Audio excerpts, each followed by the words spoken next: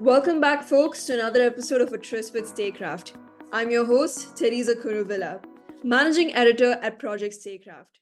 As another season of A Tryst with Staycraft, we focus on the impact of AI at the helm of shaping global and local policy. Joining us today is Mr. Aakash Guglani, a dynamic force at the intersection of technology and policy.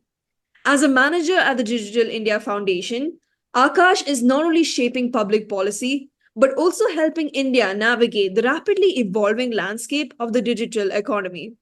His expertise spans the deployment of cutting edge technologies to enhance governance, bolster national security, and address the ethical implications of AI.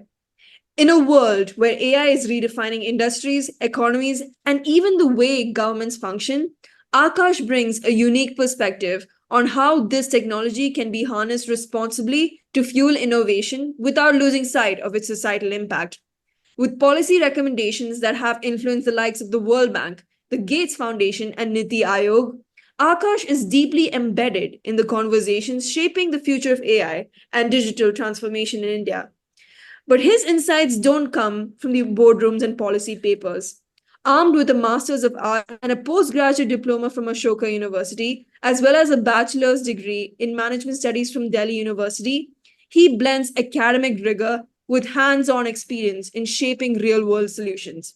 And he's presented at global platforms like the Raising Dialogue and Quadmin Conference, making him a thought leader in the emerging challenges posed by AI across the globe. Mr. Akash, on behalf of the Tryst with Staycraft team, it is an absolute honor here to have you at this episode of A Tryst with Staycraft. Thank you, Teresa. Thank you for inviting me. And I keep following your Project State Cup's doing great work. And I know your founders, they have done excellent work. Pleasure to be here.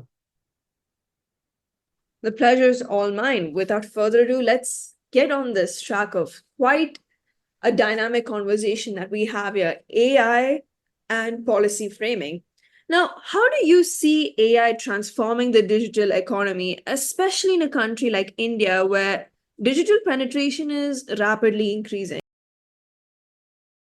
Question is very pertinent. And I think when you talk about AI, it is one of the emerging technologies with the rising, let's say, GPT usage and everything. It's the buzzword. But I think we have to really focus on India, which is, let's say, one of the youngest populations around the world, but are also very poor and marginalized.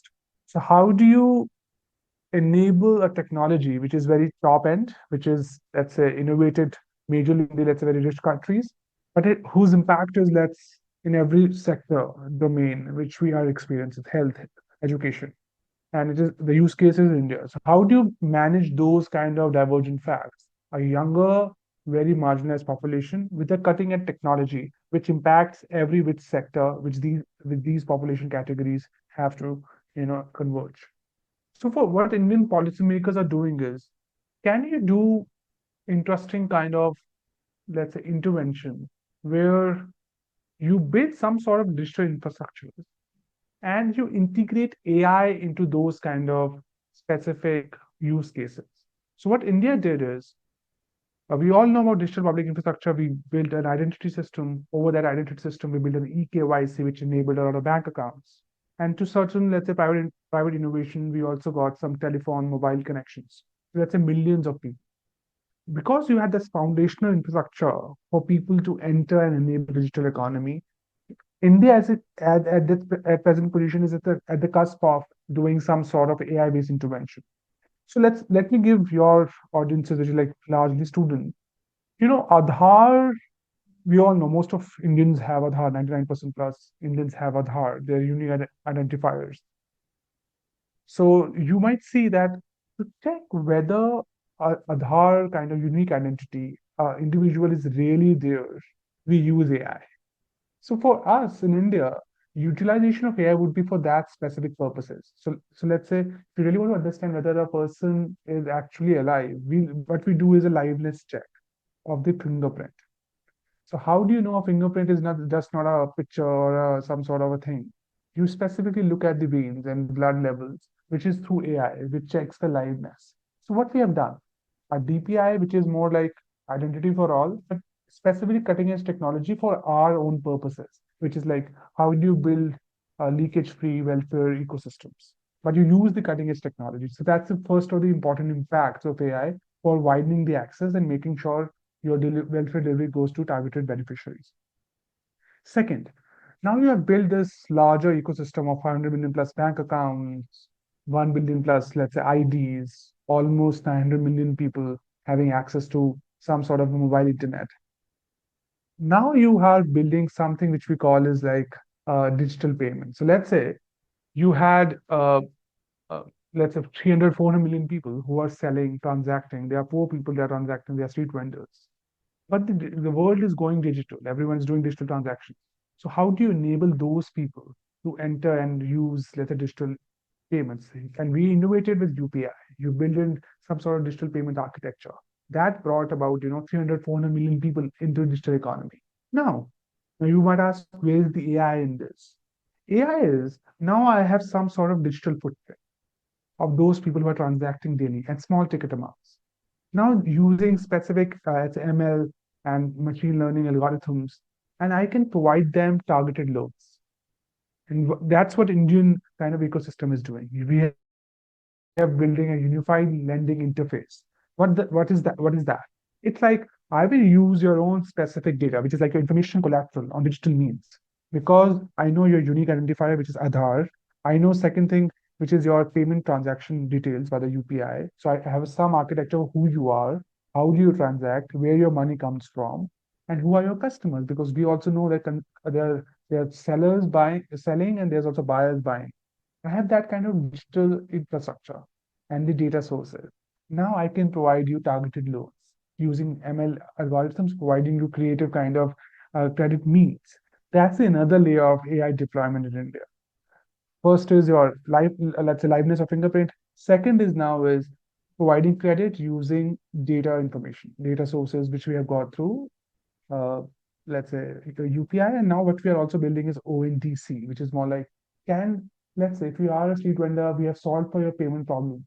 How do you ensure that street vendor gets the order from, let's say, a urban user who is sitting in, let's say, Gurgaon, or let's say in Bombay, in Bangalore?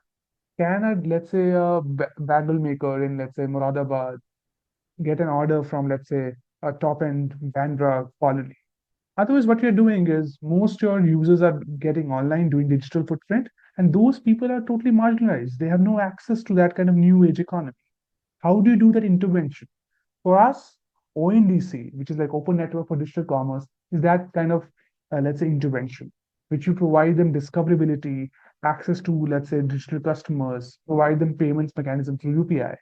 Now, where's the use of AI? Making sure now they have decisions. Let's say they might know in which, let's say, pin codes, what is selling. They have that kind of information. They know they can model their products. Let's say farmers can model their products as per the needs and the demand because they have that kind of data. And you have startups and entering and helping those farmers, let's say women and entrepreneurs, to do those businesses using, let's say, sophisticated ML techniques. So that kind of intervention is now with discoverability. I'll end this with the last intervention. Fourth one is what we are calling is, and all of us are using chat GPTs and everything. How do you ensure that a chat GPT functionality can be used by a farmer in India to solve for his or her problems? I think Satya Nadella of Microsoft CEO also talked about this. And he used a concept like the DPI, which we call the Bhashani, which is like a open national kind of translation mechanism. So what we are doing is we are crowdsourcing data. You tell me, uh, let's say, very clear demonstrable facts. I translate them crowdsource wise and I build the, let's say, what you call open source LLM. And that can be integrated because it's DPI. Remember, India has a very diverse population with diverse linguistic kind of people and communities. So you have to integrate them. So in that last kind of intervention is we are building open LLMs for translations so that you can integrate all our services of payments, of aggregation, of commerce, of credit in their own local languages. So that's the fourth intervention. First is liveness of fingerprints. Second is some sort of credit layer with payments. Third is discoverability so that they can transact online and startups can help them provide new customers, warehouse planning, how do they do inventory management. And fourth is specifically how do you ensure that people who are not linguistically as sophisticated, who are in English language, but they talk in local language, they have local intelligence, how can they interact with the new age technologies using a translation element? So these are four major, which is as for India's development trajectory, which we're using AI.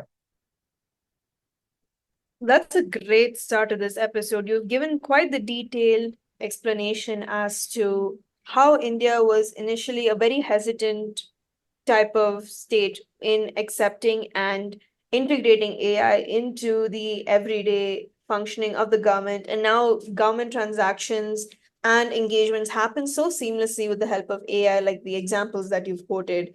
Now, my next question to you is what regulatory framework should governments adopt to address AI's growing influence in the digital economy without stifling the innovation? So I think, for example, you that's a very difficult question. Once I tell you why, because you want to innovate, you want businesses to grow, but you also want to ensure inclusion. So there's always this trade-off between inclusion and allowing people to use, provide interesting data sets. So what India is doing to help this? Uh, let's say, let me do this kind of a what we have done with the DPI story, how that helps with the innovation part of it, and how also helps with the inclusion part of it. So with UPI, initial problem was why. So people ask us, why did you want to do UPI? You wanted to do UPI because you only had two major payment aggregators through which you were sending payments. So that was Visa and Mastercard. So we're actually doing this uh, payment aggregation between banks and let's say citizens or consumers and businesses.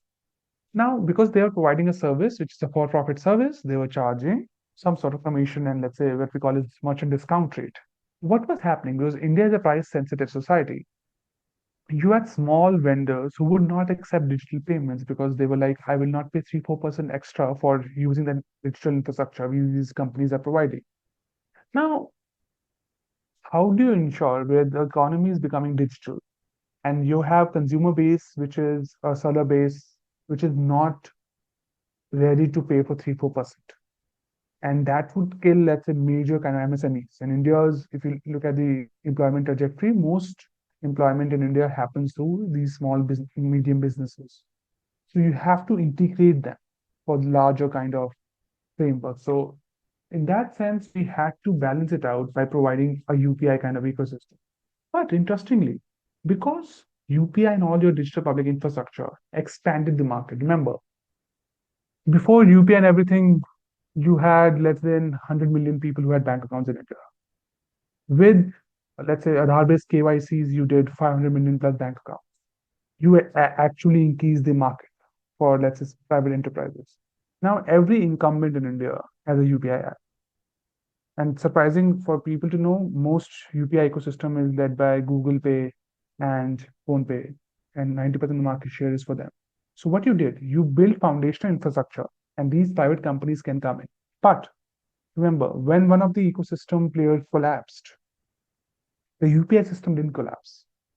So you, by having a, let's say, foundational layer of digital infrastructure, you ensure that it is, if one incumbent player or private player goes down, the system does not go down. That's the most important element which India's strategy is like. And in the same way, let's say a larger AI deployment also, what we are doing is look at this. So I'll give you a kind of broader view of what is India's strategy. So we have this 5-point strategy which we encompasses AI ecosystem. First is digital infrastructure. Do we have the infra for actually enabling AI? So let's say GPUs, your compute capacity, data centers. That's the first element. Second element is let's say data sources, the funnel, the repositories of actual data, which India has because we are one of the largest, most world diverse data sets of different economic communities, gender, that provides us a very important advantage. Third is how do you have LLMs build over to use both these things? Fourth is can you use those LLMs for specific purposes like in education, in healthcare, in farming, let's say urban planning. And fifth is, do you have, let's say, societal trust ethic, governance processes, let's say safety mechanisms, privacy laws, and everything. So these are the five kind of ecosystem worldwide in, let's say, AI ecosystem. What India is doing to manage your, let's say, innovation versus, let's say, fairness and inclusion kind of question. What we're doing is we are not going for LLMs. They are capital guzzling activities, which the, let's say, Western world can do. They have very high per capita incomes where everyone can use GPTs. But in India, you can't go for building their LLMs because we are a capital, let's say, deficient society. We can't deploy that kind of capital because we have actual welfare needs of people. So what you do is you do what we call as government provides for inclusion and for innovation digital infrastructure. So India's AI mission is specifically ensuring that you provide GPUs to startups because we want them to innovate, use LLMs, worldwide LLMs, but build for India. Let's say you can you solve for let's say tuberculosis scans using X-rays, AI? Can you use Vadwani AI is doing that? Can you use some sort of let's say kind of eye scans for ensuring whether Indian people in let's say rural communities need some sort of interventions for let's say eye care? So that's another ecosystem. Bhubaneswar City project, which is more like you're using AI specifically for solving traffic congestion and in those specific communities. So, and let's say one of the farmer Bhashni and everything is more for can a farmer interact with let's say a chatbot in their own specific languages and get access to government services and everything. So in India, for us, innovation is can you enable digital infrastructure for startups that is GPUs, provide data kind of centers, which is they can have some compute capacities. Second is you are providing open source data sets. So UPI, digital public infrastructure like Aadhaar, ONDC is giving you information collateral, which is open for every company to use and deploy. That's why Zerodhas of the world, the Bros of the world can actually deploy Aadhaar and get more customers in. So two elements of the AI ecosystem we are working on. LLMs, private initiatives are working. So let's say Krutrim of Ola, Sarvam, which is private initiative. The government is not outrightly going and deploying money. Fourth is application layers. So are you solving for AI-based applications in healthcare, education? Yes, we are doing that. So whether it's Pradhani AI, Bhubaneswar. And the fifth is let's larger for inclusion purposes. Have you made laws and regulations regarding it? So one of the, like you mentioned, AI strategy of Niti Aayog is one part. Another part is uh, PDP Act. So we are doing this consent management. How do you ensure your data flows are going in a let's say privacy by design frame? We are doing that part. We are also working with let's say India was the Bletchley kind of declaration. India was participating in UK, let's say in G20 kind of declarations. If you read every kind of communique, there is a mention of responsible AI. So on a governance and large for standards perspective, India is contributing. So just to sum it up, for inclusion, we are not going for the capital guzzling LLMs kind of deployment of capital, which we can't. As a society, as a government, as our kind of per capita income, we can't go for that. But for larger inclusion, we are ensuring with the new age technology, you will provide digital infrastructure, you will provide data, open data sources, you will provide application layers, which is like how can you use LLMs for specific things, and you are also making some thought leadership interventions at global level on AI standards, responsible AI principles, ethical AI principles, which we can do. Well, that's also a really good start to know that India has already been predominantly working on installing multiple frameworks, ensuring that AI is seamlessly blended into the existing government mechanisms that we have adopted. So that's really insightful to know, and it's a very detailed outlook that we've received. So my next question to you is, in your experience working with organizations like the Niti Aayog, what are the biggest hurdles in creating AI policies that balance innovation with responsible use, given the ethical concerns that AI has raised in the past in terms of government data? So that is also an important question. How do you see? There are a lot of ethical concerns of let's say deployment of AI for deepfakes, election integrity issues, which India is directly facing. You might see, deepfakes of actors, for politicians, people misusing that thing, and that it impacts election outcomes. So obviously, government think tanks, departments are looking at how how do you ensure AI is used responsibly. But uh, any technology will have their own kind of costs to bear for any society, and India, and like the larger part of the world, is also facing those kind of restrictions, barriers, where AI can be deployed negatively. In one of our papers, we have specifically done scenarios where you can deploy AI in a very negative manner. Let's say, can you use autonomous weapons, or let's say drones, which we are liberalizing as a kind of a society and as government? Can you deploy them in a very malicious manner? Possibilities, for sure, there are there. There's also a possibility of, can the, let's say, human biases can come in determining algorithms, which has happened. If you see some responses from GPT, Gemini, worldwide, and to some extent to India also, your political kind of biases do come in. Sometimes your gender biases do come in. So how do you ensure that those can be restricted to larger extent? I think what India is doing is have some sort of open conversations on this. First of all, we already have a law which is a kind of digital personal data protection, and some sort of, how do you ensure your data can be erased, it is not stored, and you have very hefty penalties for companies and platforms. So they can't store your data after, let's say, a specific period. They have to do some sort of erasure. So that's the first element. You have some legislation to balance that you codify those ethics principles which you have. Second is, can you provide standards and some sort of SOPs for companies to deploy? That is happening. So you have all code of conducts, whether Niti Aayog strategy for AI, or some sort of standards of how do you deploy data sets. India has a data sets kind of program. So you make sure that's totally anonymized. It is not identified to anyone, any person, any community. That's important.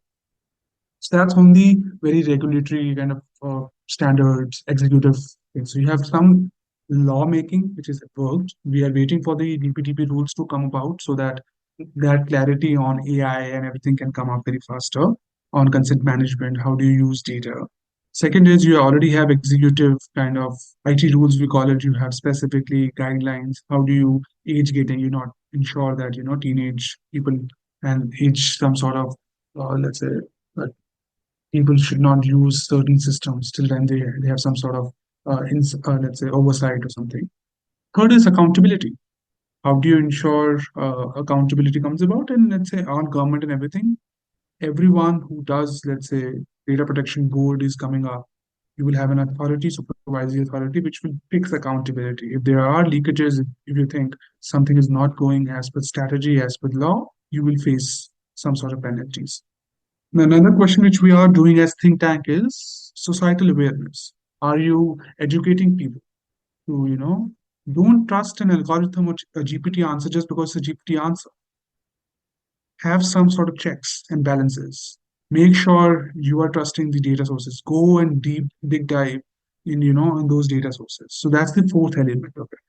And the last element for us is some sort of international cooperation. We are working with multilateral organizations to build standards for, for having those ethics principles of fairness, of reliability, transparency, uh, are built in, or maybe I was in conversations with some OpenAI and other people. Can you do red teaming really well? Can you do hostile kind of checking of those prompts where they don't give you problematic answers? So, but that's an ongoing process. So it's, do we have a clear answer? Can we really codify those problems? And but is there thinking for on in government and every other space? Yes, and I think is in the five levels: on legislative, executive, societal level, or self-regulation on the, let's say, consumers and, let's say, government companies level. And lastly is, you work with multilateral organizations that give you larger perspective on what their different jurisdictions are thinking. And India is obviously participating in all five areas. Well, I'll definitely take into heart what you've mentioned about people just blindly listening to the answers given and generated by AI bots. And it's honestly quite scary if you think about it, because it's an artificial force explaining how a human run government must function. And that in itself raises so many ethical issues with the heart of like the dignity of the government at its core. So it's really good to know that the government has, first of all, become cognizant of these issues, and they are taking steps in ensuring that they do not impact the quality of the decisions made by the government. So it's really, really powerful in that take that you've mentioned, and to ensure that the human touch is not diminished when we are enacting and ideating laws for our country. So that's very important. Like you've mentioned, striking a balance, maintaining a system of checks and errors, all of these are ways in which we can ensure that AI can embrace its good side and ensuring that the human touch does not go compromised. Now, my last question to you is before we wrap up this interview is, what economic challenges does India face in balancing AI driven automation with the need to create jobs for the youth and the growing workforce? I think thank you. I think that's the most important question for this, I think, conversation because effectively, as a young population, which is very working informally in different kind of organizations, the brunt of AI actually taking over a lot of jobs is very much felt in Indian ecosystem in our conversations. And what we are trying to do is, can you do some sort of engagement? So, like I told you about the AI ecosystem, can you use that ecosystem to our advantage?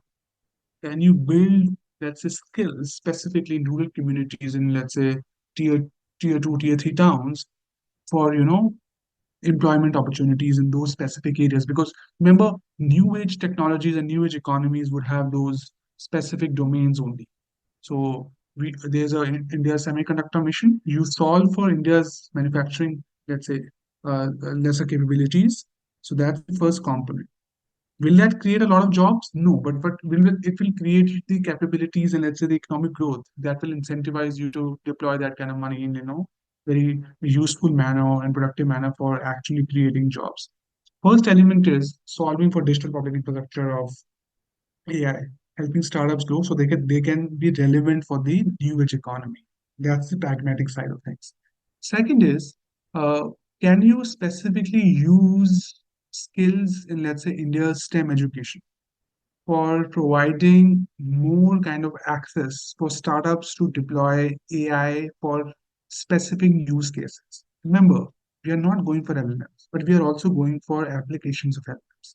So, can you use AI-based technologies to solve for India's problem that will end up having more kind of employment opportunities? So solve for India's healthcare and rural communities. Have startups deploy more kind of AI-based interventions, or whether it's telemedicine, whether it's diagnostics, and help those kind of chains bring employment. Second is, can you do more better ML AI for specifically logistics? So you have to look at sectors which are actually doing a lot of employment, which is construction, agriculture, which is India's kind of core strengths. So AI will be getting deployed there. So ensure this, let's say, scalability of agriculture workers. They can use AI in a very UI UX easier way to solve for their own kind of crop resilient kind of agriculture, which is first was solving for the and let's say associated industry, food industry, food processing industry.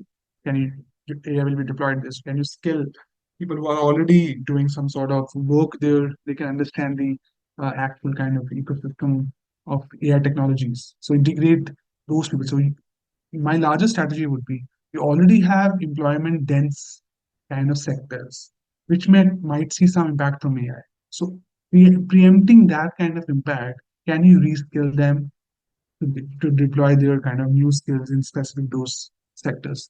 And fourth is your tech education. Can you deploy interesting kind of new creative means for India's employment challenge?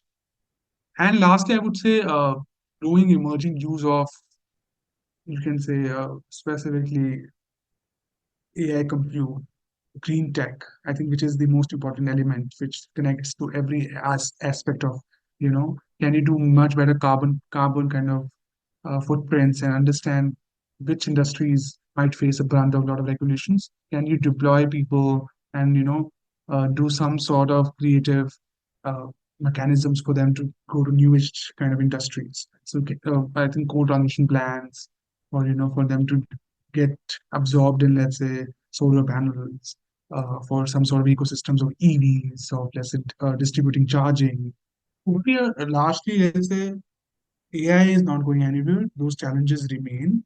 So, as policymakers, we have to look at those categories where people are actually deployed: construction, agriculture, logistics, some element of retail, which is like offline retail.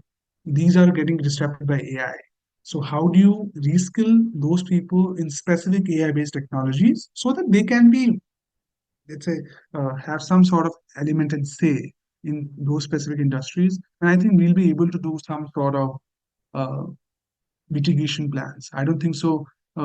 You can totally eliminate the losses, but you can obviously ensure, like any other technology, people reskill themselves, deploy themselves in those specific kinds, using AI for the.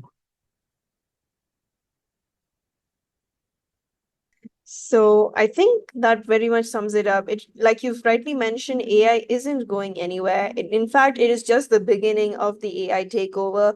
Will or will it not help in enhancing the human ability without diminishing its advantages is what we are anticipating, particularly with regard to the governance of a country like India, where so many factors have played an influential role in the decisions made by those in power in our government today. And to know that youth have a very instrumental role to play in this integration is all the more important.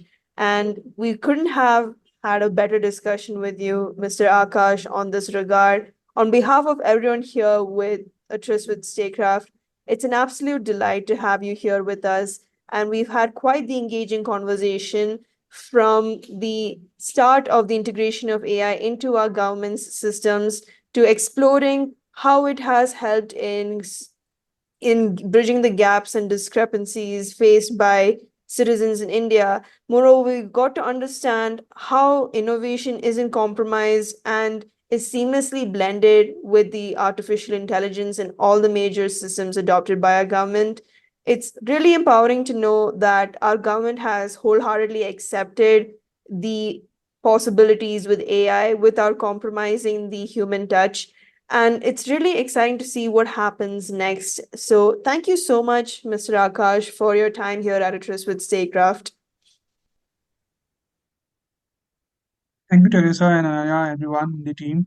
I really enjoyed this conversation and wish you best of luck for all the other conversations. Bye bye. Thank you so much, Mr. Akash, for your time. Until the next recording, it's your host, Teresa Kuruvilla, signing out.